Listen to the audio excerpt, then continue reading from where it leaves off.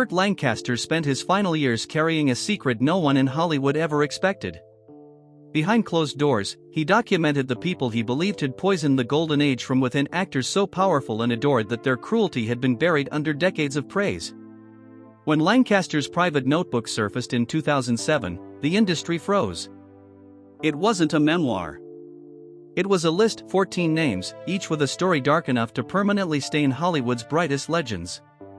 And the very first name shocked historians more than any other: Elizabeth Taylor. To the world, she was beauty incarnate, violet eyes, undeniable talent, elegance through every scandal. But in Lancaster's notes, she was a force of destruction whose power could stop a studio in its tracks. He opened with the moment he believed revealed her true nature, the Cleopatra shutdown of 1962. Filming in Rome halted for 14 hours after Taylor locked herself in her dressing room because a co-star wore a gown too similar to hers. When she finally emerged, she didn't apologize, she threw a wine glass at the director's face.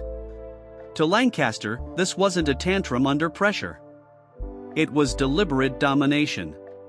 He wrote that Taylor manipulated careers through the men she married: Mike Todd, Eddie Fisher, Richard Burton, turning each relationship into a strategic alliance. In his view, these men were absorbed into her orbit, stripped of influence, and left dependent on her approval. Taylor, he claimed, understood Hollywood's fear of her and weaponized it. But the next name in the notebook belonged to someone Lancaster believed was even more feared: Kirk Douglas. To audiences, Douglas was a heroic leading man. To Lancaster, he was a predator who hid behind charm. He wrote that Douglas operated with calculated ruthlessness, destroying reputations, careers, or lives to protect his own power. Lancaster highlighted a 1959 incident involving Lisa Avery, a young actress quietly removed from a major film after she declined Douglas's private dinner invitation. He insisted it wasn't coincidence, it was punishment. Douglas used fame as a weapon, pressuring producers, manipulating casting, and cornering colleagues into silence. Lancaster even wrote that Douglas supplied illegal substances to influential figures to secure loyalty and cooperation. Anyone who defied him paid the price: lost roles, sudden firings, or staged scandals designed to keep them quiet. But if Douglas represented brute power, Lancaster believed the next actor mastered something more subtle: Natalie Wood. Hollywood remembered her as fragile, tragic, and innocent. But Lancaster painted a very different portrait. He claimed Wood used vulnerability as her greatest weapon: quiet tears, trembling hands, and emotional collapses designed to manipulate studios. He recalled an incident in the late 1950s when Wood allegedly orchestrated the firing of a co-star she disliked. When her plan didn't work, she staged a dramatic fainting spell that shut down production for 10 hours. Producers, terrified of bad publicity, dismissed the actor within the week. Lancaster's notes grew darker near the time of her death. He recorded whispers that weeks before she drowned would threaten to ruin the career of a close friend who wouldn't comply with her demands. He wrote one chilling line: "The sea did not kill her, it only hid what she left behind on shore." But if Wood wielded emotion, the next name used something far sharper: words. Mickey Rooney. America's cheerful entertainer, smiling, energetic, beloved. But Lancaster described him as a man who only smiled when someone else was hurting. He claimed Rooney humiliated background actors for sport, tearing apart their appearance, posture, even the way they breathed. After each attack, he wore a grin of satisfaction. Lancaster also wrote about Rooney's private life: emotional domination, physical cruelty, and marriages built on control. One incident from 1967 stood out: Rooney allegedly slapped his wife on set for being late, leaving her too shaken to continue filming.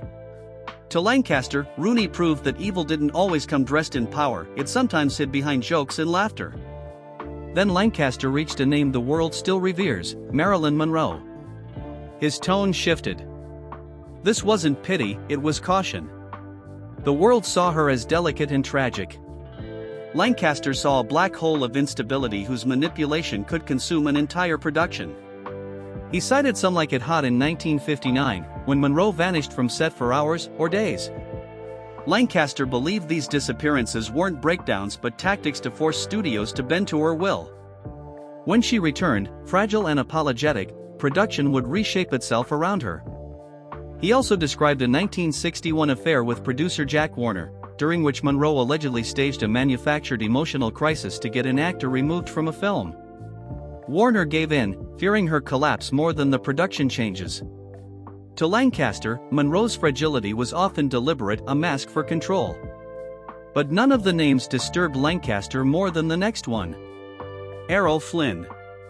Hollywood adored his charm, the heroic rogue, the man with the unforgettable smile. But Lancaster wrote that behind that smile was something far darker. He described Flynn as the devil in a gentleman's suit, hosting parties filled with drugs, escorts, and violence, events so extreme that young actors left traumatized or terrified to speak.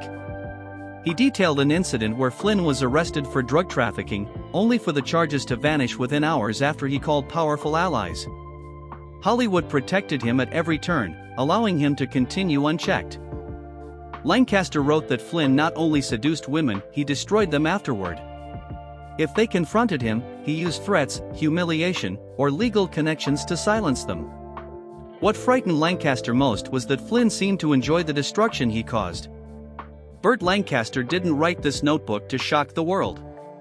He wrote it because he believed Hollywood's golden glow hid a darkness people deserved to know. Whether these stories were truth, fear, or confession, only he knew. But his final words remain the most haunting. Even the brightest stars cast the longest shadows. Now it's your turn. Who do you think was the most ruthless, and why? For more untold Hollywood stories, like this video, subscribe to Hollywood Unseen, and turn on notifications so you never miss the next one.